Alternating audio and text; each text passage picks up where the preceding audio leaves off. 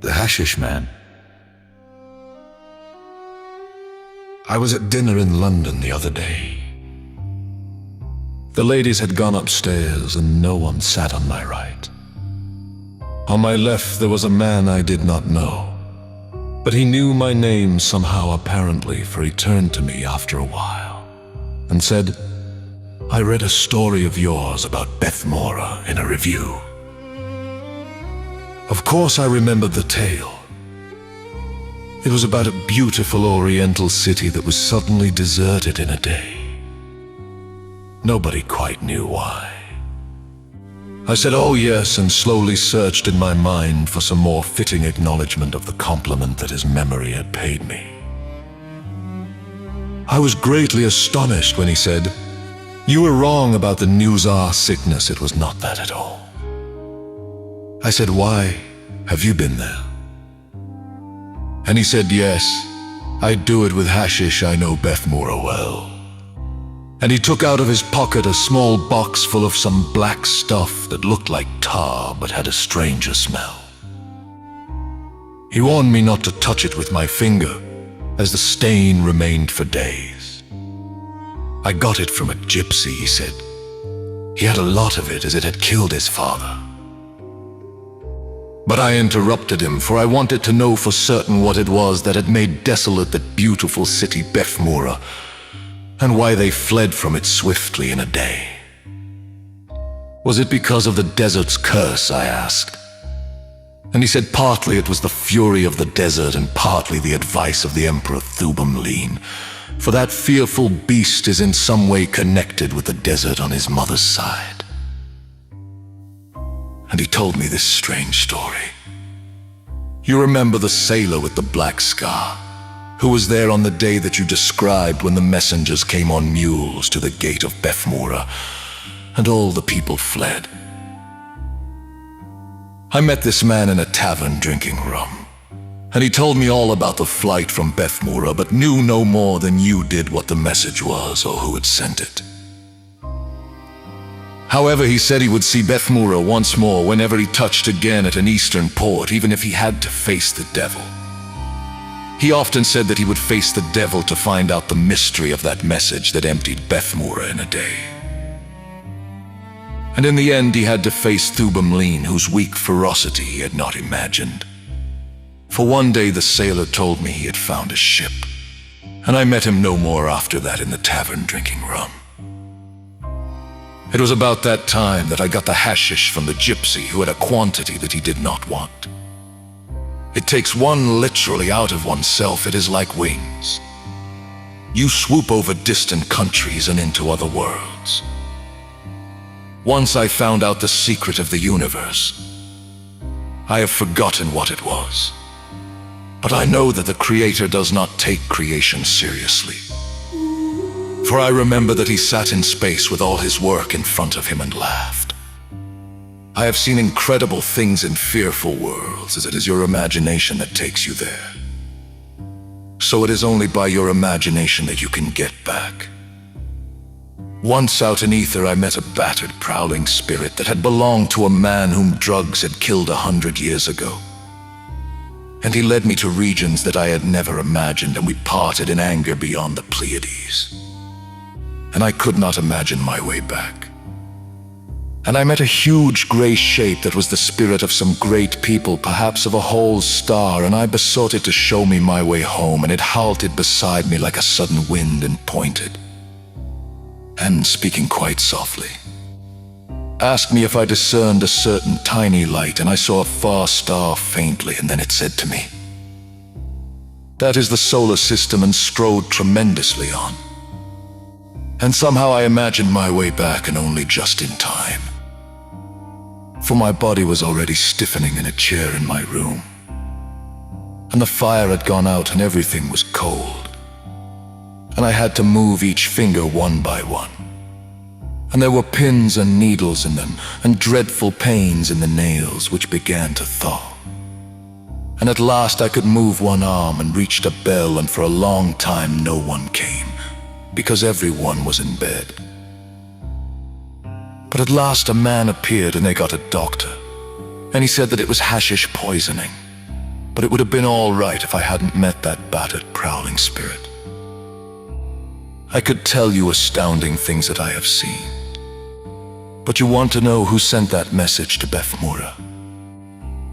Well, it was Thubam Lean, and this is how I know. I often went to the city after that day that you wrote of. I used to take hashish of an evening in my flat, and I always found it uninhabited. Sand had poured into it from the desert, and the streets were yellow and smooth.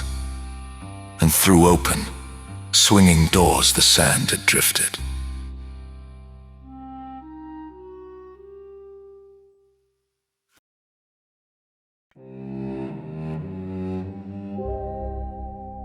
One evening, I had put the guard in front of the fire and settled into a chair and eaten my hashish. And the first thing that I saw when I came to Bethmura was the sailor with a black scar strolling down the street and making footprints in the yellow sand. And now I knew that I should see what secret power it was that kept Bethmura uninhabited. I saw that there was anger in the desert, for there were storm clouds heaving along the skyline, and I heard a muttering amongst the sand. The sailor strolled on down the street, looking into the empty houses as he went. Sometimes he shouted, and sometimes he sang, and sometimes he wrote his name on a marble wall. Then he sat down on a step and ate his dinner. After a while he grew tired of the city and came back up the street. As he reached the gate of green copper, 3 men on camels appeared. I could do nothing. I was only a consciousness, invisible, wandering. My body was in Europe. The sailor fought well with his fists, but he was overpowered and bound with ropes and led away through the desert. I followed for as long as I could stay, and found that they were going by the way of the desert round the hills of Hap towards Otnarve. And then I knew that the camel men belonged to Thubam Lean. I work in an insurance office all day, and I hope you won't forget me if ever you want to insure life, fire, or motor. But that's no part of my story. I was desperately anxious to get back to my flat, though it is not good to take hashish 2 days running. But I wanted to see what they would do to the poor fellow, for I had heard bad rumors about Thubam Lean. When at last I got away, I had a letter to write. Then I rang for my servant and told him that I must not be disturbed, though I left my door unlocked in case of accidents. After that I made up a good fire and sat down and partook of the pot of dreams. I was going to the palace of Thubam Lean. I was kept back longer than usual by noises in the street. But suddenly I was up above the town. The European countries rushed by beneath me, and there appeared the thin white palace spires of horrible Thubam Lean. I found him presently at the end of a little narrow room. A curtain of red leather hung behind him, on which all the names of God written in Yanish were worked with a golden thread. 3 windows were small and high. The emperor seemed no more than about 20, and looked small and weak. No smiles came on his nasty yellow face, though he tittered continually. As I looked from his low forehead to his quivering underlip, I became aware that there was some horror about him, though I was not able to perceive what it was. And then I saw it. The man never blinked, and though later on I watched those eyes for a blink, it never happened once. And then I followed the emperor's rapt glance, and I saw the sailor lying on the floor, alive but hideously rent, and the royal torturers were at work all round him. They had torn long strips from him, but had not detached them, and they were torturing the ends of them far away from the sailor. The man that I met at dinner told me many things which I must omit. The sailor was groaning softly, and every time he groaned, Thubam Lean tittered. I had no sense of smell, but I could hear and see. And I do not know which was the most revolting, the terrible condition of the sailor, or the happy unblinking face of horrible Thubamleen.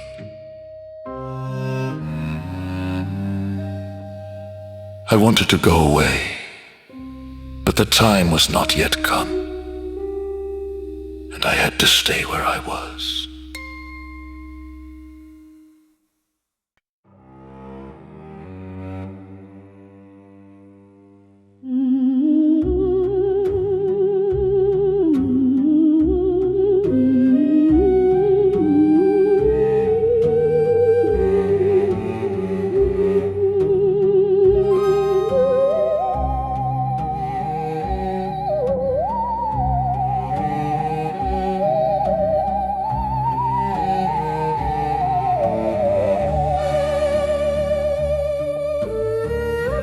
Suddenly, the Emperor's face began to twitch violently and his underlip quivered faster.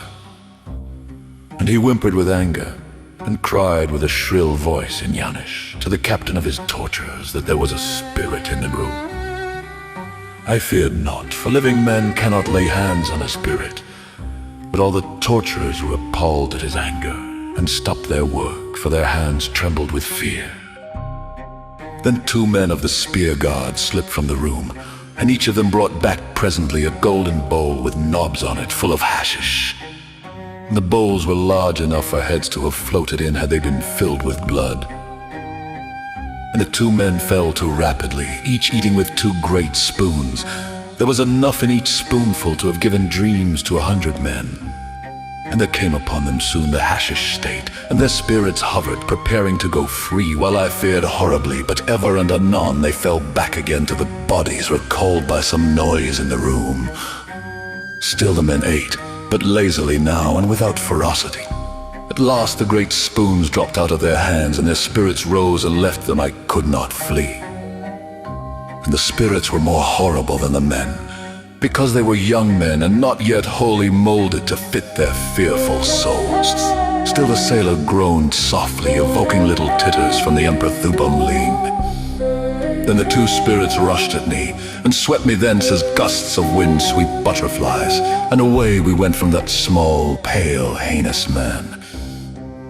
There was no escaping from these spirits' fierce insistence. The energy and minute lump of the drug was overwhelmed by the huge spoonsful that these men had eaten with both hands. I was whirled over Arvel Wundry, and brought to the lands of Snith, and swept on still until I came to Kragwa, and beyond this to those bleak lands that are nearly unknown to fancy. And we came at last to those ivory hills that are named the Mountains of Madness, and I tried to struggle against the spirits of that frightful Emperor's men, for I heard on the other side of the ivory hills the pittering of those beasts that prey on the mad as they prowled up and down. It was no fault of mine that my little lump of hashish could not fight with their horrible spoonsful. Someone was tugging at the hall door bell. Presently a servant came and told our host that a policeman in the hall wished to speak to him at once. He apologized to us and went outside, and we heard a man in heavy boots who spoke in a low voice to him. My friend got up and walked over to the window, and opened it, and looked outside. I should think it will be a fine night, he said. Then he jumped out, when we put our astonished heads out of the window to look for him. He was already out of sight.